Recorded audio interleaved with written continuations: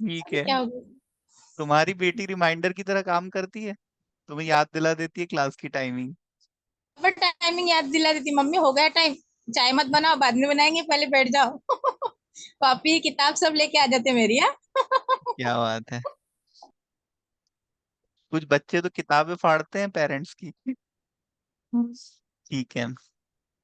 Alkaloid में आपको पढ़ा चुका हूँ, एल्केलॉइड आज हम रिवाइज करेंगे। प्रीवियस ईयर क्वेश्चन पेपर में ये यस। क्वेश्चन आया है, आइसोलेशन ऑफ एल्केलॉइड। हम एल्केलॉइड को कैसे आइसोलेट करते हैं। आइसोलेशन का मतलब होता है निकालना, सेपरेट आउट करना। जिन प्लांट्स में एल्केलॉइड है उसको हम कैसे निकालेंगे, ठीक है, इसको बोलते हैं मेथड ऑफ आइसोलेशन, ताकि हम उसका फॉर्मुलेशन बनाने में, मेडिसिन बनाने में यूज कर सकें। एल्केलॉइड नाम से ही पता चल रहा है, एल्केली, एल्केली मतलब होता है बेसिक, बेसिक नेचर का। अब इसका बेसिक नेचर क्यों है, क्योंकि इसमें नाइट्रोजन है, नाइट्रोजन पे लोन पेयर होता है। लुईस थ्योरी के अनुसार जिनके पास लोन पेयर होता है वो बेसिक नेचर के होते हैं, ठीक है। और प्रोटीन का इंपॉर्टेंट कंपोनेंट भी है नाइट्रोजन, और प्लांट के ग्रोथ एंड डेवलपमेंट के लिए नाइट्रोजन बहुत ज्यादा जरूरी है। जैसे ह्यूमन बींग्स में प्रोटीन से एंजाइम्स, न्यूरोट्रांसमीटर, हॉर्मोन्स बनते हैं, ऐसे ही प्लांट के भी लिए नाइट्रोजन जरूरी होता है। ये एल्केलॉइड प्लांट का सेकेंडरी मेटाबोलाइट होता है। इट मींस ये प्लांट के को सपोर्ट करता है, ठीक है। जैसे प्लांट को डिफेंस में मदद करेगा, ठीक है। ये नाइट्रोजन कंटेनिंग जो एल्केलॉइड प्लांट में होते हैं ये काफी बिटर होते हैं, जिस वजह से जो एनिमल्स हैं वो प्लांट की पत्तियां, प्लांट को खाना पसंद नहीं करते। तो प्लांट अपने डिफेंस के लिए ये सेकेंडरी मेटाबोलाइट्स बनाता है, लेकिन ह्यूमन बींग्स में मेडिसिन की तरह काम करता है, ठीक है। इसलिए हम इसको प्लांट से आइसोलेट करते हैं। तो आज हम देखेंगे एल्केलॉइड को हम प्लांट से कैसे आइसोलेट कर सकते हैं। कर सबसे पहले सकते तो हमें ये पता होना चाहिए कि किस प्लांट में एल्केलॉइड है ना। हैं। तो यस सर। जो एल्केलॉइड कंटेनिंग प्लांट होते हैं पहले तो हम उसका सिलेक्शन करेंगे, ठीक है। और उस प्लांट का जब हमें पता चल जाएगा तो हम एक्सट्रैक्शन के थ्रू, प्यूरिफिकेशन के थ्रू, फ्रैक्शनेशन के थ्रू और इसका प्यूरिफिकेशन के थ्रू एल्केलॉइड को प्रोसेस करेंगे, ठीक है। तो जब हमें प्लांट मिल गया तो सबसे पहले तो हम प्लांट को ड्राई करेंगे, क्योंकि उसमें मॉइस्चर नहीं होना चाहिए, ठीक है। प्लांट में यदि मॉइस्चर होगा तो क्या प्रॉब्लम आ सकती है बताओ। दवाई खराब हो जाएगी। मॉइस्चर प्रोडक्ट की खराब। वजह से हमारी दवाई खराब हो सकती है ना। खराब हमारे खराब हो जाएगी। फार्मेसी में हमको मॉइस्चर नहीं चाहिए, एक्सेस लाइट नहीं चाहिए, है ना। क्योंकि हाँ ये सर। हमें इम्प्योरिटीज नहीं चाहिए, क्योंकि ये हमारे ड्रग ड्रग कंपाउंड को डिग्रेड कर सकती है, उसकी प्रॉपर्टी को डाउन कर सकती है, ठीक है। उसके साथ इनकम्पैटिबिलिटी शो कर सकती है। इसलिए हमें मॉइस्चर तो होना नहीं चाहिए। तो मॉइस्चर के लिए कौन सा यूनिट ऑपरेशन मैंने आपको सुटिक्स में भी पढ़ाया था, ड्राइंग मतलब सुखाना। प्राइम। इससे मॉइस्चर रिमूव हो जाता है। तो कोई भी क्रूड ड्रग हो, उसकी प्रोसेसिंग से पहले सबसे पहले हम उसको शेड ड्राइंग करते हैं, हल्की सी धूप दिखाते हैं, है ना। ज्यादा धूप नहीं दिखाना, नहीं तो वो खराब, उसका केमिकल कॉन्स्टिट्यूएंट खराब हो सकता है यदि वो थर्मोलेबाइल नेचर का होगा तो, है ना। तो हम उसको हल्की सी धूप दिखाएंगे तो उसका मॉइस्चर रिमूव हो जाएगा, जिस वजह से वो थोड़ी सी ड्राई हो जाएगी। तो हम ड्राई फॉर्म में ही ड्रग को यूज करते हैं। अच्छा, ड्राइनेस के एक फायदा ये भी है कि हमारा क्रूड ड्रग यदि ड्राई है तो उसकी ग्राइंडिंग अच्छे से होगी, है ना, मिक्सिंग अच्छे से होगी। हम उसको फाइनली पाउडर फॉर्म में उसको ग्राइंड कर पाएंगे, है ना। तो ये हाँ। हमारे ड्राइंग हो गया। फिर हमने क्या किया, उसको ड्राइंग के बाद में ग्राइंडिंग कर ली। ग्राइंडिंग करने से हमारा जो क्रूड ड्रग है वो पाउडर फॉर्म में आ जाएगा, तो हम उसका एक्सट्रैक्शन आसानी से कर सकते हैं। Yes sir. सर्कुलेशन है, मैसुरेशन है, ये हम आसानी से कर सकते हैं। तो इसके बाद जो फर्स्ट स्टेप आता है वो आता है एक्सट्रैक्शन। और एक्सट्रैक्शन के लिए हम सॉल्वेंट को चूज करेंगे। तो हम जानते हैं कि हमारे जो मेजोरिटी ऑफ एल्केलॉइड्स होते हैं वो ऑर्गेनिक सॉल्वेंट में सॉल्युबल होते हैं, ठीक है। ऑर्गेनिक सॉल्वेंट के एग्जांपल्स आपको बताए थे मैंने, है ना। मेथेनॉल है, एथेनॉल है, क्लोरोफॉर्म है, ईथर है, हेक्सेन है। ये सारे क्या है, ऑर्गेनिक सॉल्वेंट है, ठीक ऑर्गेनिक है। सॉल्वेंट। तो हाँ। हमारा जो एल्केलॉइड होता है ये ऑर्गेनिक सॉल्वेंट में सॉल्युबल होता है। और यदि हम इसका सॉल्ट बना लें तो इसका जो सॉल्ट होता है वो एसिड के साथ यदि हमने सॉल्ट बनाया है तो वो अल्कोहल में घुल जाता है, लेकिन वैसे नहीं घुलते, वाटर। है ना। तो हाँ। हमने सॉल्वेंट का सिलेक्शन कर लेंगे कि हमें कौन से सॉल्वेंट से एक्सट्रैक्शन करना है। फिर उसके बाद मैंने आपको एक्सट्रैक्शन के भी डिफरेंट मेथड्स बताए थे, है ना। जैसे हम शोकिंग करेंगे अच्छा। At room temperature, percolation, maceration, oxalate apparatus के थ्रू एक्सट्रैक्शन करेंगे। तो ये हम चूज करेंगे कि किस तरह का एल्केलॉइड है, उस पे ये डिपेंड करेगा। ठीक है। एक्सट्रैक्शन के बाद हम प्यूरिफिकेशन करेंगे। प्यूरिफिकेशन क्यों जरूरी है? इससे हम इम्प्यूरिटी को रिमूव कर सकते हैं। ठीक है, इम्प्यूरिटी को रिमूव कर सकते हैं, क्योंकि इम्प्यूरिटी की वजह से डिकम्पोजिशन हो सकता है, डिग्रेडेशन हो सकता है, और कंटामिनेशन भी कॉज कर सकती है। तो हम प्यूरिफिकेशन करेंगे। इसके बाद हम कॉलम क्रोमेटोग्राफी के थ्रू फ्रैक्शनल उसका डिस्टिलेशन भी कर सकते हैं। फ्रैक्शनल, फ्रैक्शनल मतलब उसको अलग अलग कंपोनेंट में, लेयर्स में हम डिवाइड कर लेंगे। ठीक है। और फिर हम उसको इंडिविजुअली आइसोलेट कर लेंगे एल्केलॉइड को। हो सकता है एक प्लांट में दो तीन प्रकार के एल्केलॉइड हो, है ना, तो हम उनको हम्म। अलग अलग सेपरेट आउट कर लेंगे, क्योंकि प्लांट से जब हम एक्सट्रैक्शन के थ्रू निकालेंगे तो सभी आएंगे, है ना। जैसे मैं कहूँ यस कि सर। क्लास के सभी स्टूडेंट आ जाओ तो सभी आ जाएंगे। लेकिन मैं कहूँ हाँ। नहीं, केवल गर्ल्स आए तो गर्ल्स आएगी। केवल वो स्टूडेंट आए जो जिन्होंने सबसे ज्यादा परसेंट बनाए हैं, टॉप 10 स्टूडेंट्स, तो वो आएंगे, है ना। तो इसको ऐसे हम सेपरेट आउट कर सकते हैं ना। तो ऐसे ही जब हम एक्सट्रैक्शन करेंगे तो सारे एल्केलॉइड्स आ जाएंगे। और हमें यदि उसको स्पेसिफाई करना है कि हमें ये वाला एल्केलॉइड चाहिए, तो उस केस में हम क्या करेंगे, उसको सेपरेशन के थ्रू, क्रोमेटोग्राफी के थ्रू, है ना। क्रोमेटोग्राफी एक्चुअली ग्रेजुएशन में हमें पढ़नी है, तो केवल हम क्रोमेटोग्राफी के नाम याद रखेंगे बस, है ना। हमें क्रोमेटोग्राफी के बारे में नहीं पढ़ना। पर हमें क्रोमेटोग्राफी के नाम जरूर लिखना पड़ेगा यदि ये क्वेश्चन एग्जाम में आएगा तो। ठीक है।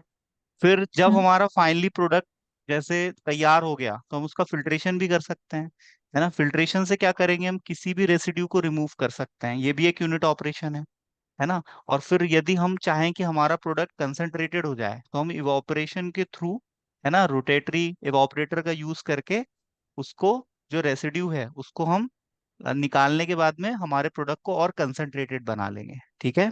उसकी कंसंट्रेशन बढ़ जाएगी। समझ रहे हो आप बात को? जैसे यस दूध सर। को मैं बॉईल करूं, है ना, तो इवापोरेशन होगा, दूध का पानी यस। निकल जाएगा, तो मेरा दूध हाँ गाढ़ा जी। हो जाएगा, दूध ज्यादा टेस्टी हो हाँ सर। जाएगा, है ना। बहुत आपने अच्छा। कभी किया भी होगा ऐसा।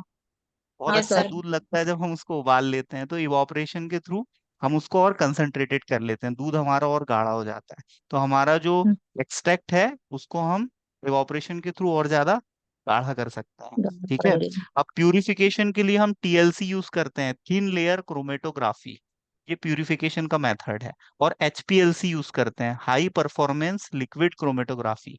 ये दोनों जो है, ये प्यूरिफिकेशन की मेथड होती है, लेकिन हमारे सिलेबस में है नहीं, तो हमें पढ़ना नहीं है। लेकिन हमें क्या पढ़ना है, एल्केलॉइड का आइसोलेशन कैसे करते हैं, प्यूरिफिकेशन कैसे करते हैं, तो इसलिए हम केवल इनके नाम याद रखेंगे। ठीक है। TLC, thin layer chromatography. HPLC, high performance liquid chromatography, इसके फुल फॉर्म पूछे जा सकते हैं, एग्जिट एग्जाम में भी आ सकता है। ठीक है। कि हम प्यूरिफिकेशन कैसे करते हैं सेकेंडरी मेटाबोलाइट्स का, है ना। यदि किसी और सेकेंडरी मेटाबोलाइट का आपसे आइसोलेशन एक्सट्रैक्शन पूछते हैं, तो आपको हम्म। एल्केलॉइड का भी आपने पढ़ा है, तो आप उसका भी लिख सकते हो इसी बेसिस पे, क्योंकि इसका जो बेसिक स्केलेटल है, यूनिट ऑपरेशन है, वो सबके लिए सेम रहते हैं, है ना। ड्राइंग तो होगी ही होगी, कलेक्शन होगा, कल्टीवेशन, कलेक्शन। अब ऐसा भी शुरू कर सकते हैं हम, सबसे पहले तो हम प्लांट को उगाएंगे, है ना उसको कल्टीवेट करेंगे, उसके बाद कलेक्ट करेंगे। तो वहां से भी आप लोग शुरू कर सकते हो, है ना। मैंने इतने बिगिनिंग से शुरू नहीं किया। तो ये इसके यस यस। मेथड है प्यूरिफिकेशन के। नेक्स्ट हम क्रिस्टलाइजेशन भी कर सकते हैं, जिससे हमारा जो एक्सट्रैक्ट है वो प्योर सॉलिड फॉर्म में आ जाएगा। ठीक है। हम उसका कैरेक्टराइजेशन कर सकते हैं, जैसे हमने जो एल्केलॉइड निकाले हैं, तो हम एनएमआर की हेल्प से और मास स्पेक्ट्रोस्कोपी की हेल्प से, इंफ्रारेड स्पेक्ट्रोस्कोपी की हेल्प से कैरेक्टराइजेशन करेंगे। कैरेक्टराइजेशन मतलब हम स्पेसिफाई करेंगे कि कौन से एल्केलॉइड उसमें है। एल्केलॉइड्स के टाइप्स में आपको बता चुका हूँ, अभी फिर रिवाइज करवा दूंगा। एल्केलॉइड की डेफिनेशन बता चुका हूँ, उसकी फिजिकल प्रॉपर्टी बता चुका हूँ, केमिकल प्रॉपर्टी बता चुका हूँ। ये सब मैं ऑलरेडी प्रीवियस लेक्चर में आपको बता चुका हूँ। तो हाँ। कैरेक्टराइजेशन हम करते हैं एनएमआर, मतलब न्यूक्लियर मैग्नेटिक रेजोनेंस। ये भी एक टेक्निक होती है, हमें पढ़ना नहीं, केवल नाम याद रख लेना। और मास स्पेक्ट्रोस्कोपी और इंफ्रारेड स्पेक्ट्रोस्कोपी, इससे हम किसी भी मॉलिक्यूल का स्ट्रक्चर देख पाते हैं, है ना। स्ट्रक्चर को एनालाइज कर पाते हैं कि उस स्ट्रक्चर में कहाँ कौन सा फंक्शनल ग्रुप है ना, किस तरह की रिंग है उसमें, है ना, पेंटा रिंग है, हेक्सा रिंग है, हेप्टा रिंग है। इस तरह से मतलब हम स्ट्रक्चर को एनालाइज करने के लिए एनएमआर, एमएस और आईआर का यूज करते हैं। ठीक है। तो हमारा ये जो एल्केलॉइड है, इस तरह से हम इसको प्लांट से आइसोलेट करके इसकी फॉर्मुलेशन बना सकते हैं। ठीक है। कोई आपसे पूछे भाई एल्केलॉइड की डेफिनेशन क्या है, तो they are alkali like substances, they have basic heterocyclic nitrogenous compound. ये क्या होते हैं? बेसिक नेचर के होते हैं, हेट्रोसाइक्लिक होते हैं, और नाइट्रोजनस कंपाउंड होते हैं। नाइट्रोजनस इसलिए कहा जा रहा है क्योंकि इसमें नाइट्रोजन है ना, और यस बेसिक सर। क्यों है? क्योंकि इसमें नाइट्रोजन है ना। अब इनकी जो बायोलॉजिकल एक्टिविटी है वो काफी हाई होती है, मतलब ये पोटेंट ड्रग्स की श्रेणी में आते हैं। मतलब यदि हाई डोज दे दिया जाए तो fatal life threatening condition cause कर सकते हैं, मतलब मर सकता है कोई व्यक्ति।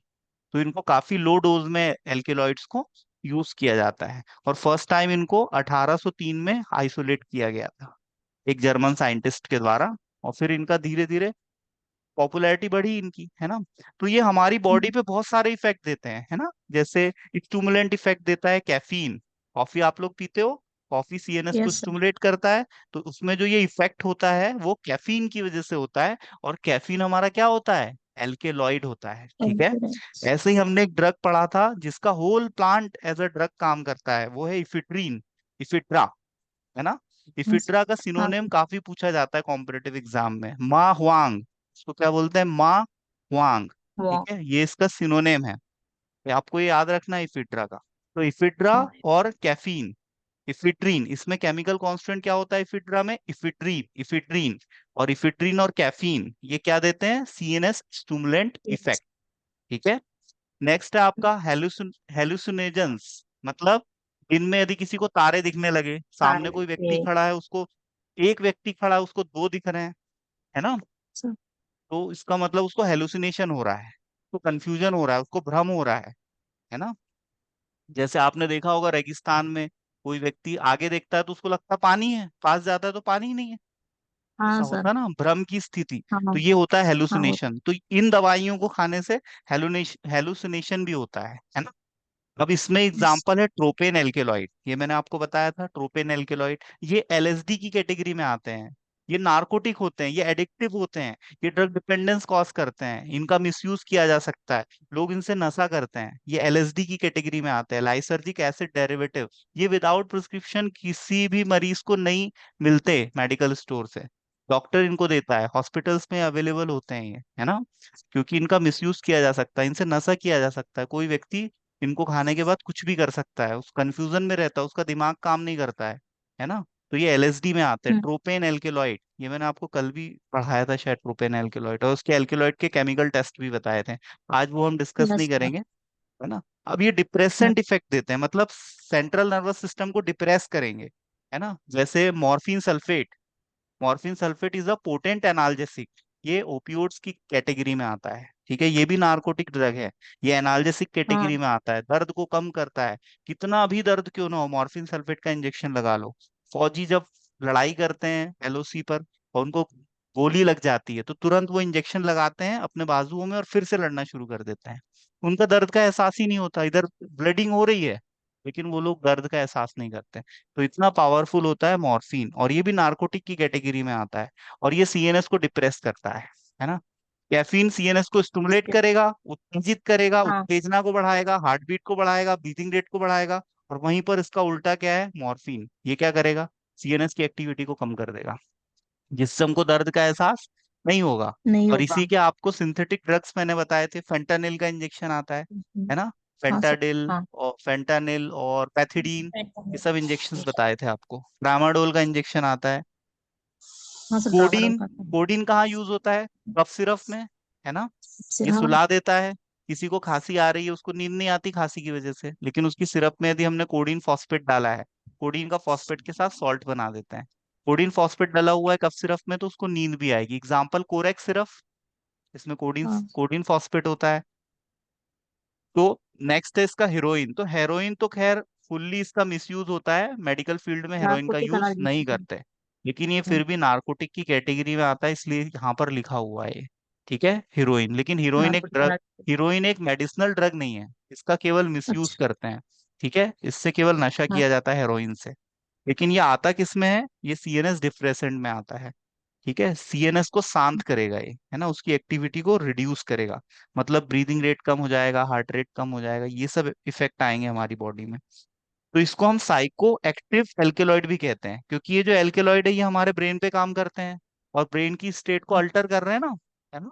सीएनएस को यस सर। स्टिमुलेट कर रहा है, सीएनएस को डिप्रेस कर रहा है, तो ब्रेन की स्टेट इससे अल्टर हो रही है कि नहीं, इसलिए इसको साइको एक्टिव एल्केलॉइड भी कहते हैं। साइको एक्टिव, साइको मतलब हमारे ब्रेन से रिलेटेड, हमारे थॉट से रिलेटेड। ठीक है, तो ये इसकी हमने डिस्क्रिप्शन देखा। अब एल्केलॉइड प्लांट में बनते कैसे हैं, है ना, तो इनके प्रकर्सर होते हैं। प्रकर्सर मतलब जैसे कच्चा माल, जैसे मुझे टी बनानी है, मुझे चाय बनानी है, तो कच्चा माल क्या चाहिए बताओ? चाय पत्ती चाहिए, दूध चाहिए, चाय पत्ती शुगर चाहिए, और। है ना, या हाँ। मुझे एक फ्लेवरिंग एजेंट चाहिए, अदरक हो सकता है, जिंजर, या और। इलायची हो सकता है, ये कच्चा माल हो गया। तो ऐसे ही पौधे में ये एल्केलॉइड बनने के लिए tyrosine, tryptophan, ornithine, arginine, aspartic acid, lysine, ये कच्चे माल होते हैं। ठीक है, इनमें से किसी एक से हमारा एल्केलॉइड तैयार होता है। ठीक है, जैसे आपका प्यूरी, जैसे हमको कैफीन बन रहा है प्लांट में, तो कैफीन के लिए प्रकर्सर चाहिए प्यूरिन। तो ये कॉम्पिटिटिव एग्जाम में पूछा गया है कि भाई कैफीन का प्रकर्सर क्या है, तो कैफीन का प्रकर्सर है प्यूरिन, और प्यूरिन से क्या बनता है आगे चल के प्लांट में? कैफीन। और अब वो कॉफी के प्लांट से हम आइसोलेट करते हैं, है ना, तो ये इसका एग्जाम्पल हो गया। तो कुछ एल्केलॉइड्स ऐसे होते हैं जो टर्पीन से बनते हैं, है ना, टर्पीन से। और जैसे फॉर एग्जाम्पल आपका ये जितने भी एल्केलॉइड बनते हैं, इनका कोई ना कोई पाथवे होता है जिसको हम बायोलॉजिकल पाथवे बोलते हैं। ये नेक्स्ट ईयर में आपको पढ़ना है ना। तो जैसे बेलाडोना। मेवलोनिक एसिड पाथवे है, तो इससे हमारा एल्केलॉइड बनेगा टर्पीन के थ्रू, है ना, टर्पीन से एल्केलॉइड बनेगा। तो समझ में आ रहा प्रिकर्सर क्या होता है, बायोलॉजिकल पाथवे क्या होता है, जिससे एल्केलॉइड प्लांट में प्रोड्यूस होते हैं, ठीक है, बनते हैं। अब प्लांट में इसके फंक्शन तो आपको पता ही है, जैसे प्लांट इंसेक्ट से बचना चाहता है ना, हेर्बीवोरस जो एनिमल्स होते हैं जो पत्ती खाते हैं, प्लांट खाते हैं, उनसे बचना है, शाकाहारी, है ना, पत्ती खाने वाले। और ये बिटर होते हैं एल्केलॉइड, और काफी टॉक्सिक होते हैं, तो एनिमल इनको प्रिफर नहीं करते। हर प्लांट सरवाइव करना चाहता है, कोई प्लांट नहीं चाहता कि भाई कोई जानवर आके उसकी पूरी पत्तियां खा ले, ये प्लांट के लिए बिल्कुल सही नहीं है। तो इसकी व्यवस्था हमेशा प्लांट करते रहता है। तो यही तो है, होते हैं सेकेंडरी मेटाबोलाइट्स। अब जैसे किसी कीट को आकर्षित करना है, ताकि पौधा चाहता है कि भाई मेरा वंश बढ़े, है ना, तो कीट रहेंगे, जैसे मधुमक्खी आएगी, तो इसके जो बीज होंगे, मतलब उसके जो सीड्स होंगे, पॉलेंस होंगे, है ना, परागकण होंगे, वो परागकण दूसरे प्लांट तक पहुंचेंगे कि नहीं? Yes plant sir. चलते फिरते तो है नहीं, है ना, इंसान तो है नहीं कि एक मेल फीमेल के पास चला गया, लेकिन प्लांट में तो ऐसा ही होता है कि भाई हवा के थ्रू जाएगा, है ना, या किसी कीट के थ्रू जाएगा, मधुमक्खी के थ्रू जाएगा। तो इस तरह से प्लांट में सेकेंडरी मेटाबोलाइट की जरूरत पड़ती है। कुछ प्लांट अपने खूबसूरती को बढ़ाने के भी लिए सेकेंडरी मेटाबोलाइट्स बनाते हैं, ताकि कीट आकर्षित हो, है ना, कलरफुल, ताकि उनका काम चल सके। तो प्लांट भी अपना काम चलाने के लिए बहुत सारा ब्यूटिफिकेशन का काम करते हैं, और वो जो ब्यूटिफिकेशन है वही क्या है, वो सेकेंडरी मेटाबोलाइट है ना। अब जैसे प्लांट गोंद रिलीज कर रहा है, तो गोंद की हमें क्या हमें जरूरत है, प्लांट को जरूरत उतनी थोड़ी ना है, वो तो प्लांट का नहीं। एक्सक्रीटरी है, प्लांट का सर्जी पदार्थ है वो, लेकिन हमारे लिए बड़ा काम का है ना। तो ये है प्लांट में इसका फंक्शन, प्लांट के ग्रोथ के लिए जरूरी है।